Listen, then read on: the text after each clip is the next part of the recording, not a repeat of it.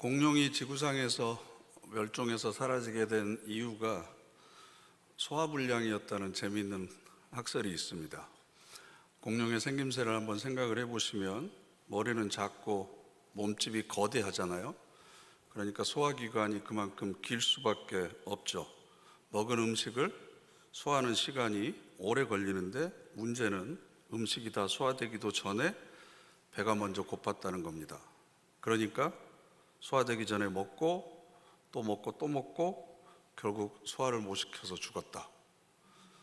별로 설득력이 없는 학설이기는 하지만 많은 교훈을 줍니다. 왜냐하면 우리도 현대판 공룡이 아닌가. 작은 몸집에 너무나 많은 것을 쌓아놓고 살다 보니까 종류는 약간씩 다르지만 배에다 타이어 하나씩은 두르면서 우리가 살아가고 있지 않습니까? 그러다 보니까 집어넣기만 하고 적절하게 배설하지 못해서 건강이 좋지 못한 사람들이 많이 있습니다. 그래서 흔히 중년이 되면 대사증후군이라고 하는 것에 누구나 다 노출이 되어 있죠. 몸의 신진대사에 관해서는 우리가 신경을 굉장히 많이 쓰면서 살아가는데 마음의 신진대사나 그 영혼의 신진대사에 관해서는 관심을 갖지 않고 살아가고 있습니다. 육체의 신진대사 못지않게 우리 마음도 잘 흘려보내야 되고 우리 영혼도 잘 배설을 해야 됩니다. 성서는 용서에 대해서 굉장히 많은 말을 하고 있습니다. 용서는 곧 구원이다 라고까지 이야기합니다. 왜냐하면 하나님께서 우리를 용서해 주심으로 인해서 우리를 구원해 주셨기 때문에 그 용서의 은혜를 입은 우리들에게 그만큼 용서를 많이 해야 된다. 여기저기에서 자주 강조하고 있습니다. 그럼 왜 용서를 이렇게 많이 강조할까? 용서라고 하는 것이 저와 여러분의 마음과 영혼의 신진대사이기 때문에 그렇습니다. 우리 모두가 다 상처를 가지고 있습니다. 잘 하려고 그래도 선한 의도와 좋은 의도를 가지고 친절하게 대해주려고 그래도 그것을 표현하는 방법에 있어서 서툴다 보니까 본의 아니게 상처를 많이 주기도 하고 상처를 많이 입히기도 합니다. 진심을 제대로 표현하는 데 있어서도 서툴고 그것을 행동으로 옮기는 데 있어서는 더더욱 서툽니다. 그래서 마치 고슴도치들이 사랑하는 것처럼 가까이 가서 껴안으면 껴안을수록 서로의 가시로 인해서 상처를 많이 입히면서 살아갑니다. 그 상처가 딱지가 되고 그것이 응어리가 되어서 우리들 가슴 속에 많은 응어리들이 맺혀 있습니다. 그 응어리들을 풀어내는 배설하는 것이 바로 용서라고 하는 거죠. 신진대사가 안 되는 질병을 해결할 수 있는 처방이 바로 용서입니다. 그래서 사찰에 가면 화장실을 해우소라고 부르죠. 근심을 해결하는 곳이다. 그러니까 육체적인 근심을 해결하는 것이기도 하지만 우리 마음속에 있는 부정적인 번뇌를 그렇게 다 배설하고 버리는 곳이다 라는 의미를 가지고 있습니다. 몸 안에 필요 없는 것을 버리는데 아까워하는 사람이 있습니까? 없잖아요. 그러면 우리 마음에 독이 되고 우리 영혼에 부정적인 영향을 끼치는 그런 응어리들을 버리는 데 있어서는 왜 우리가 그렇게 서툰지, 마치 그것을 아까워하는 사람처럼, 어떻게 보면 일부러 붙들고 사는 사람처럼 왜 그렇게 용서에는 인색한지 모르겠습니다.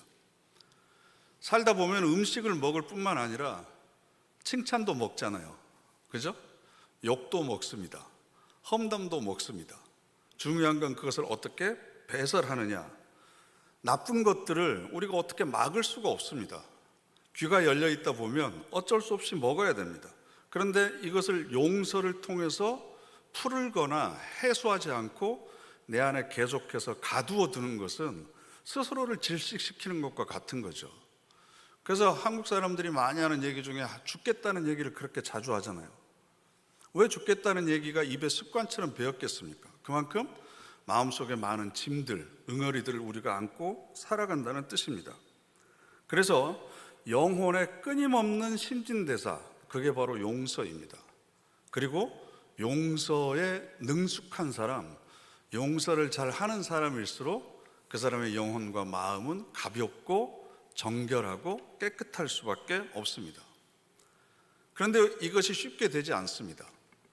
이 암이라고 하는 한자를 보면요, 세 개의 입구가 모여 있습니다. 입구자, 즉 구멍이라는 건데요, 얼굴에 보면 구멍이 있잖아요. 입을 통해서 우리는 안 좋은 말들, 남에게 상처가 되는 말들을 쏟아붓습니다. 귀라고 하는 구멍을 통해서 그 얘기들을 다 듣습니다.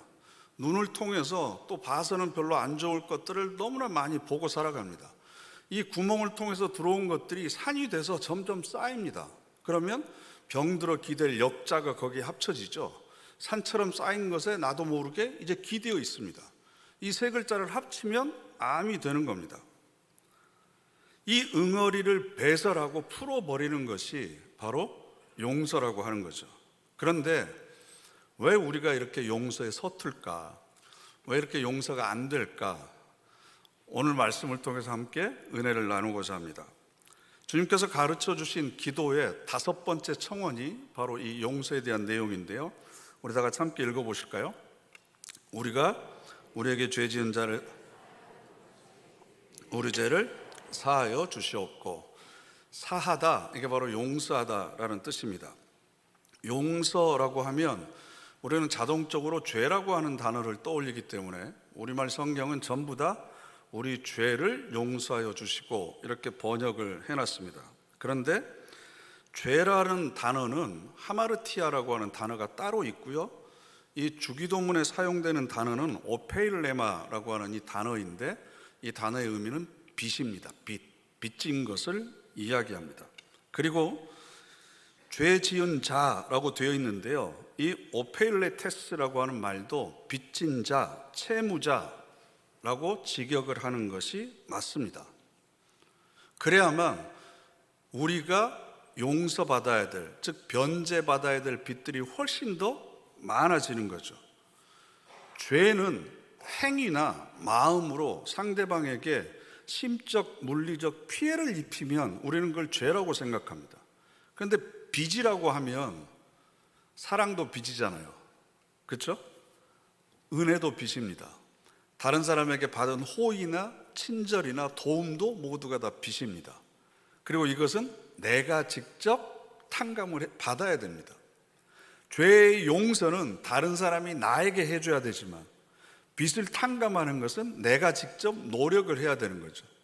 하나님, 죄를 용서해 주십시오, 하나님에게 맡기는 게 아니라 내가 지금까지 살아오면서 받은 모든 은혜를 내가 탕감받기 위해서 노력하겠습니다. 그래서 직역을 하면 우리의 빚진 자들을 우리가 탕감한 것 같이 우리를, 즉 우리의 빚들을 탕감하소서, 이런 의미가 듭니다.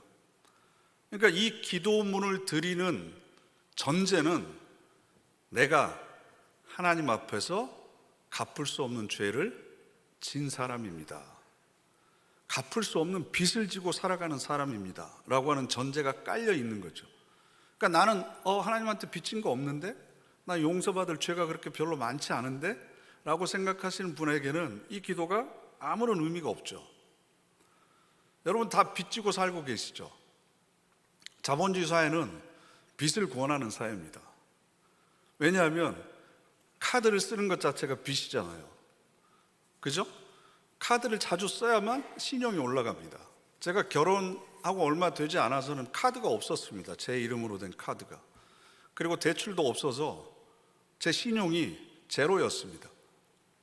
빚이 있어야만, 그리고 그 빚을 갚아가는 실적이 있어야만 내 신용 점수가 올라가고, 신용 점수가 올라가야만 빚을 더 낼 수 있고, 빚을 더 내서 또 갚아야만 신용 점수가 올라가고, 이렇게 빚을 권하는 사회가 됐어요. 그래서 9월 13일자 뉴스를 제가 보니까 다중채무자, 금융기관 3군데 이상에서 빚을 얻어서 쓰는 사람을 다중채무자라고 그러는데, 우리나라 인구의 450만 명이 다중채무자입니다. 10명 중에 1명이 금융기관 3군데 이상에서 빚을 내서 쓰고 있습니다. 4인 가족 중에 1명이라고 생각하면 이 가계부채의 규모를 한번 생각을 해보세요. 그런데 우리는 신용사회라고 하는 보기 좋은 허울 아래 살아가고 있기 때문에 빚을 하찮게 생각합니다. 우리가 빚에 대해서 하찮게 생각하는 것처럼 죄에 대해서도 그렇게 별로 중요하게 생각하지 않습니다. 그래서 예수님께서 가르쳐 주신 이 기도는 예수님 시대의 사람들보다 오히려 우리에게 더 적절한 것이 아닌가. 빚이 많은 만큼 그 사람에 대한 신뢰도가 높다는 거야. 그 사람의 능력을 더 많이 인정해 주는 거야 라고 생각하듯이 죄가 많은 것이 오히려 자랑인 것처럼 사는 시대 속에 우리가 살고 있는 것은 아닌가. 그래서 그만큼 죄의 용서에 대해서 우리가 둔감해져 있는 거죠. 그리고 내가 얼마나 큰 죄인인지를 실감하지 못하고 있습니다. 마태복음 18장을 보면 용서할 줄 모르는 종에 대한 비유가 나옵니다. 어떤 왕이 자기에게 빚을 진 사람에게 빚을 받으려고 하는데 그 사람은 10,000달란트를 빚졌습니다. 너무나 큰 빚이기 때문에 이 사람이 제발 좀 탕감해달라고 간절하게 빕니다. 너무 불쌍해서 10,000달란트의 빚을 없애줍니다. 기분이 좋아서 집으로 돌아가는 도중에 자기한테 100데나리온 빚진 사람을 만나가지고 빚을 갚아라. 금방 갚겠다. 아니다. 내가 너를 못 기다려주겠다. 그래서 감옥에 넣어버립니다. 이 얘기를 왕이 듣고 너무 화가 나서 그 사람 데려와라. 그래가지고 옥졸에게 넘겨버립니다. 이 얘기를 하시면서 예수님께서 이런 말씀을 하시는데요. 내가 너희를 불쌍히 여김과 같이 너도 내 동료를 불쌍히 여김이 마땅하지 아니하냐. 내가 너희들을 불쌍히 여겨서 용서해 줬으면, 그 빚을 탕감해 줬으면 너도 다른 사람을 불쌍히 여겨야 되는 것 아니냐. 지난주에 말씀드린 것처럼 살리는 음식을 먹었으면 살리는 일을 해야 되고, 필요한 음식을 먹었으면 필요한 사람이 돼야 되는 것 아니냐, 이런 거죠. 그러면서 35절에 이렇게 말씀하십니다. 함께 읽어보시죠. 너희가 각각 마음으로부터 형제를 용서하지 아니하면 나의 하늘 아버지께서도 너희에게 이와 같이 하시리라. 아멘. 저와 여러분은 하나님 앞에 10,000달란트를 빚졌습니다. 그런데 이 달란트와 데나리온의 화폐 단위가 어느 정도인지 우리가 잘 모르잖아요. 제가 그래서 계산을 간단하게 해봤습니다. 1데나리온은 성인이 하루 받을 수 있는 품삯입니다. 1데나리온. 그런데 6,000데나리온이 1달란트입니다. 계산하고 계시죠?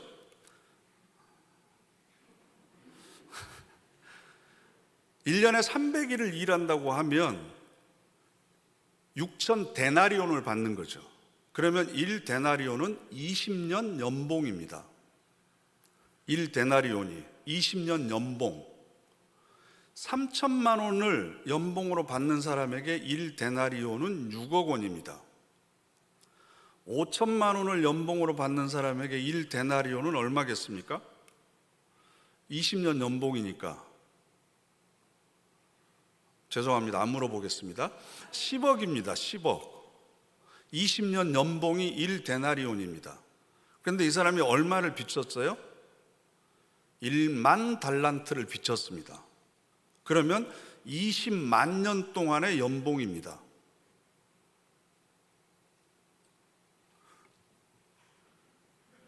3천만 원을 연봉으로 받는 사람에게 10,000달란트는 6조 원입니다. 5천만 원이 내 연봉이다. 그러면 20만 년 동안 5천만 원을 모으면 10조가 됩니다. 너무 단위가 커서 놀램이 없으신 거죠? 10조를 내가 탕감받았습니다. 20만 년 동안 5천만 원씩을 20만 년 동안 하나도 안 쓰고 저축해야만 벌어들일 수 있는 돈을 하루아침에 탕감을 받았는데, 길을 가다가 나한테 100데나리온이면 얼마죠? 10만 원씩 계산을 하면 1,000만 원입니다. 1,000만 원 빚진 사람을 불쌍히 여기지 않고 용서해 주지 않는 겁니다. 여러분은 하나님으로부터 내가 얼마 정도의 빚과 채무를 탕감받고 이 자리에 와 있다고 생각하십니까? 그만큼 나도 다른 사람에게 사랑을 베풀 수 있습니다.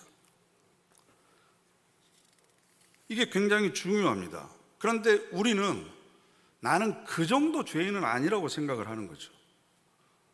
그런데 거기에 전제가 붙어 있어요. 우리가 우리의 죄를 사하여 준 것 같이. 그래서 우리는 마치 이것을 조건으로 생각합니다. 조건으로. 내가 다른 사람의 죄를 용서해 줘야만 하나님께서 나의 죄를 용서해 주실 것이다. 여러분, 이건 흥정의 대상이 아닙니다. 하나님, 내가 1,000만 원 빚을 탕감해 줬으니까 나한테 10조 탕감해 주셔야 됩니다. 여러분, 이게 상식적으로 말이 되겠습니까? 1만 달란트라고 하는 것은 계산할 수 있는, 내가 측량하거나 나의 노력이나 내 힘으로 도저히 갚을 수 없는 그런 천문학적인 숫자를 상징적으로 말하고 있는 겁니다. 그래서 우리가 하나님으로부터 용서받은 죄는 예수 그리스도의 보혈의 공로가 아니면 어떤 방법이나 어떤 수단이나 아무리 많은 시간이 흘러도 갚을 수 없는 그런 죄를 우리가 용서받았다라는 것을 의미합니다. 내가 그만큼 죄인입니다. 그래서 우리는 하나님 앞에 은혜만을 구할 뿐입니다. 예수 그리스도의 십자가의 그 값비싼 은혜로 저와 여러분이 구원받았습니다. 내 몸을 불살라 바친다고 하더라도 해결할 수 없는 죄를 우리가 탕감받았습니다.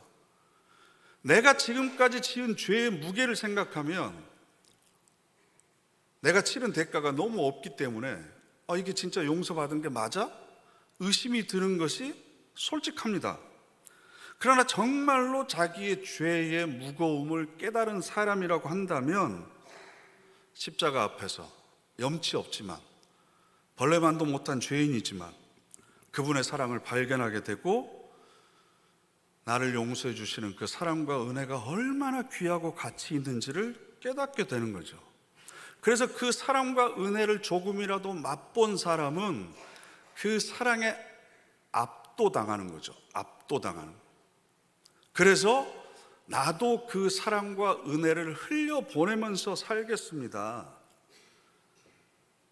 내 힘과 내 능력으로는 용서하거나 빚을 탕감해 줄 수 없지만 하나님의 그 은혜와 사랑이 나를 통해서 계속해서 흘러가도록 하겠습니다. 우리가 우리의 죄를 용서해 준 것 같이 이 기도의 의미는, 하나님, 내가 이렇게 용서해 줬으니까 나 잘했죠? 그러니까 내 거 10조 갚아주세요. 그런 의미가 아니고, 나를 용서해 주신 그 용서의 은혜를 제가 잊지 않겠습니다. 그래서 나도 용서하는 삶을 살겠습니다 라는 기도를 계속 드려봐라 라는 거죠. 예수님이 이런 기도를 계속 드릴 때마다 우리 안에 부딪히는 것들이 있어요. 그 큰 은혜를 받고 그 큰 용서를 받았는데 나는 용서가 잘 안 되는 거죠. 그게 뭘까? 내 안에 이 용서를 방해하고 있는 큰 장애물, 걸림돌이 뭘까? 내 안에 뿌리 깊은 교만이 있는 거구나.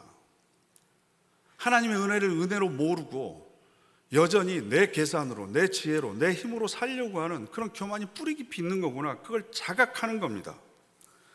매일같이 하나님의 용서를 구하고 매일같이 나에게 해를 끼친 사람을 용서하려고 하는 사람, 그런 의도와 그런 삶을 사는 사람만이 이 기도를 하나님 앞에 드릴 수 있습니다.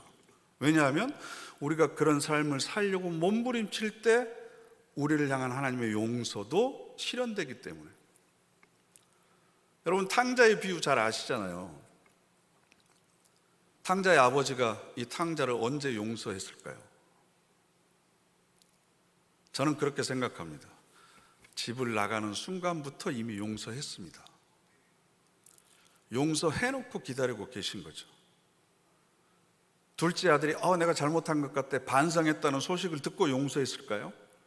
돌아오고 있다는 소식을 듣고 그때부터 용서했을까요? 아닙니다. 자식을 키워본 부모라고 한다면 그 애비의 마음을 아시잖아요.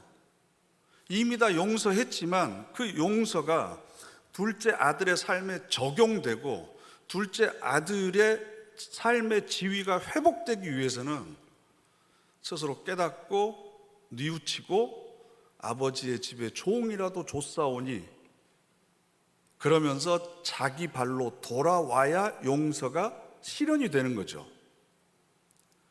모든 사람을 위한, 인류를 위한 하나님의 용서는 예수 그리스도의 십자가에서 이미 실현되었습니다.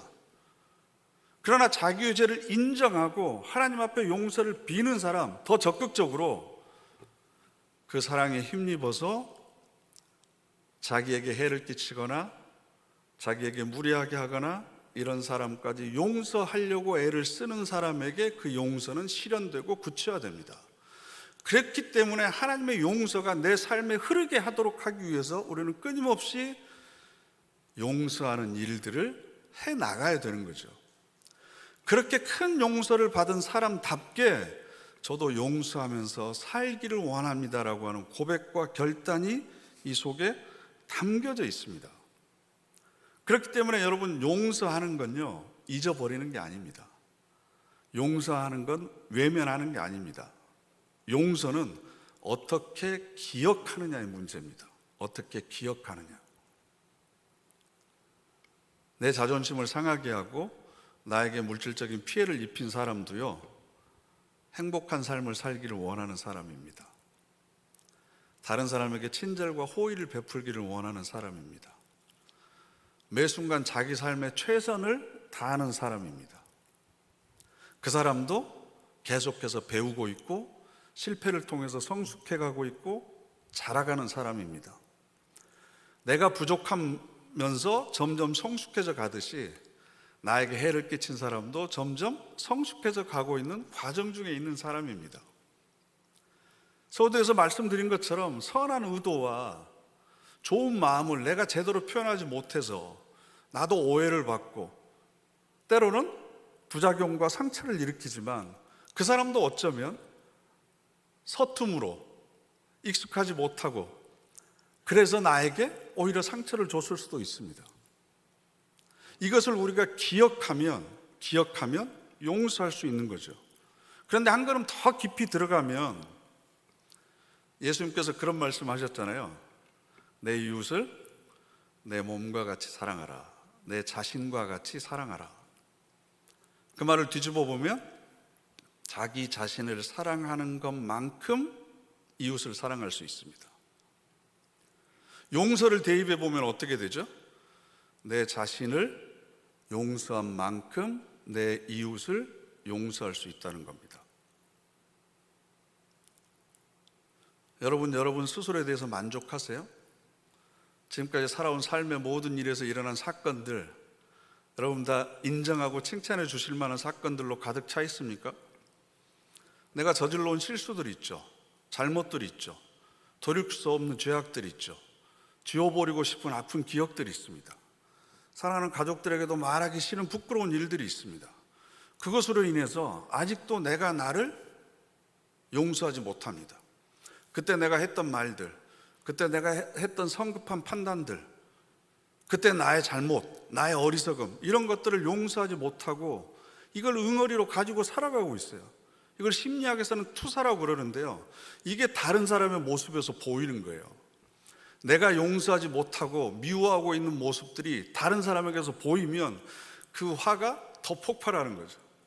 그런데 그 사람이 아니고 사실 더 깊이 자기 마음의 골방에 들어가서 문을 잠그고 내 안에 울려 퍼지는 하나님의 음성을 들어보면 사실은 그건 다른 사람의 잘못이 아니고 내가 아직도 나를 용서하지 못하고 있는 영역이라는 것을 깨닫게 되는 거예요. 상대방은 내 의식과 내 마음과 내 영혼의 거울이거든요. 제 안경에 검은 점이 있잖아요. 그럼 여러분 얼굴에 전부 검은 점이 있는 것처럼 보이는 것처럼 내 마음과 내 영혼이 깨끗하지 못하면, 정결하지 못하면 모든 사람들이 다 그렇게 보이는 겁니다. 내가 내 성급함을 용서하지 못하면 다른 사람의 성급함을 용서하지 못하는 거예요. 내가 내 실수를 받아들이지 못하면 나에 대한 실수를 받아들일 수가 없어요. 나도 살아오면서 다른 사람에게 손해 끼쳤잖아요. 그걸 용서받지 못했으면 나에게 손해 끼친 사람도 내가 용서하지 못하는 거죠. 결국 모든 것이 어디로부터 출발을 합니까? 자기 자신을 성찰하는 것에서부터 출발하는 거예요. 우리가 우리에게 죄 지은 자를 용서해 준 것 같이 이 기도를 드릴 때마다 이 기도문이 끊임없이 우리 스스로를 질책하는 거죠. 내가 왜 다른 형제와 자매를 용서하지 못하고 있는 걸까? 그러면서 나는 하나님으로부터 용서를 받았다고 스스로 자신 있게 이야기할 수 있는 건가?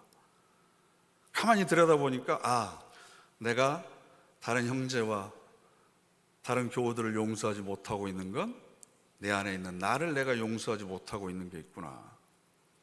내가 나를 아직도 인정하지 못하고 수용하지 못하고 받아들이지 못하고, 그래서 내 자존감을 떨어뜨리고 내가 나를 질책하고 비난하면서 스스로 내 영혼의 응어리를 만들면서 살아가고 있구나. 그게 다른 사람에게 그대로 투사되는 거죠. 그래서 예수님께서는 그런 기도를 계속 우리에게 드리기를 원하십니다. 왜? 하나님으로부터 받은 그 용서의 은혜가 나에게 막히지 않도록 하기 위해서, 내가 그 용서의 은혜가 통로가 돼서 그 용서를 더욱더 우리를 통해서 흘려보내기를 원하고 계시는 거죠. 그러니까 우리가 이 기도를 하나님 앞에 진지하게 드리는 건 이 세상을 위해서 중요한 일을 할 수 있는 힘을 달라고 간구하는 겁니다. 다른 사람을 용서하는 것이 바로 내 자신을 용서하는 것이고, 다른 사람을 용서하는 것은 내 영혼의 응어리를 덜어버리는 것일 뿐만 아니라 그 사람의 마음의 짐을 덜어주는 겁니다. 그리고 악이 판치고 있는 이 세상, 그 악이 다스리고 있는 이 세상에 구멍을 내는 것과 같은 거죠. 신선한 공기, 신선한 바람을 그 사람의 삶에 집어넣는 것과 같은 거죠. 그러니까 용서를 하는 건 1차적으로 그 사람을 위해서 하는 게 아닙니다. 내가 내 자신을 용서하는 겁니다. 내가 내 자신을 인정하고 사랑하는 겁니다. 거기에서부터 하나님의 사랑이 우리에게 흘러 들어오는 겁니다. 여러분 스스로의 목으로 옥죄고 있는 것들이 있잖아요. 여러분의 마음을 무겁게 하고 짓누르고 여러분들 영혼의 발걸음에 족쇄가 되는 것들, 이제는 풀어야 되지 않겠습니까? 이 설교를 들으면서 떠오르는 얼굴들이 있죠. 그리스도의 마음을 품고 그 사람들을 바라보십시오. 그 사람이 나에게 주었던 사건을 다시 재조명해서 다르게 기억하십시오. 그리고 그렇게 생각하도록 만든 내 안의 응어리는 무엇인지를 돌아보십시오. 그리고 하나님의 은총의 빛으로 그 응어리들을 녹여버리십시오. 내가 은혜를 받았다는 건 하나님으로부터 빚을 졌다는 겁니다. 그러면 그 빚을 진 사람은 탕감을 받았다는 거죠. 탕감을 받았으면 나도 탕감을 해줘야 될 의무가 있는 사람입니다. 그 빚을 졌으면 다른 사람에게 사랑의 빚을 갚아야 되는 거고, 은총의 빚을 우리가 갚아야 될 의무가 있는 사람이라는 겁니다. 그래서 우리의 삶을 꽁꽁 묶고 있는, 우리 영혼의 신진대사를 막고 있는 모든 응어리들을 용서의 처방을 통해서 녹아내리게 함으로 여러분들의 영혼이 자유함을 얻고 또 많은 사람들의 영혼의 짐을 덜어주는 그런 은혜가 함께 하시기를 간절히 바랍니다. 기도하겠습니다. 이 시간 우리 다 같이 합심해서 결단의 기도 드리겠습니다. 하나님, 우리가 받은 용서의 능력으로 용서하고 용서받으며 살기를 원합니다. 그래야 우리들의 삶을 꽁꽁히 묶고 있는 매듭이 풀려나가고 우리의 삶을 짓누르던 빚이 청산되기를 원합니다. 기도할 때마다 용서를 구하고 또 용서를 결단하고 다짐하며 화해의 도구가 되기를 원합니다. 하나님, 저희들을 사용하여 주시옵소서. 다 같이 결단의 기도 함께 드리겠습니다.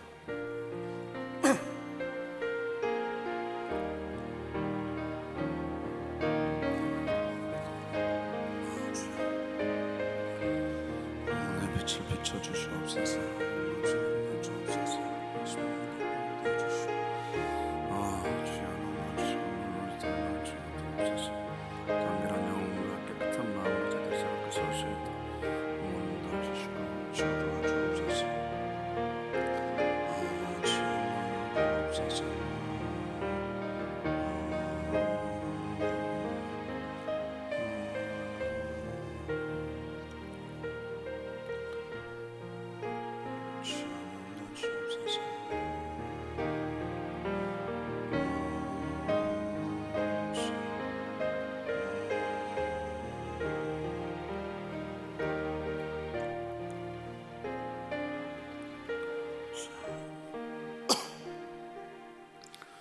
따뜻한 햇빛이 단단한 얼음을 녹이듯이 하나님 주님의 은총의 빛이 또 용서의 빛이 저희들의 마음의 응어리를 녹이기를 원합니다.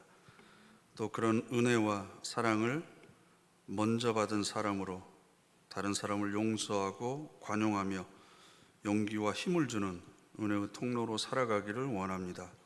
저희들을 정결케 하여 주시고 사용하여 주시옵소서. 예수님의 이름으로 기도드립니다. 아멘.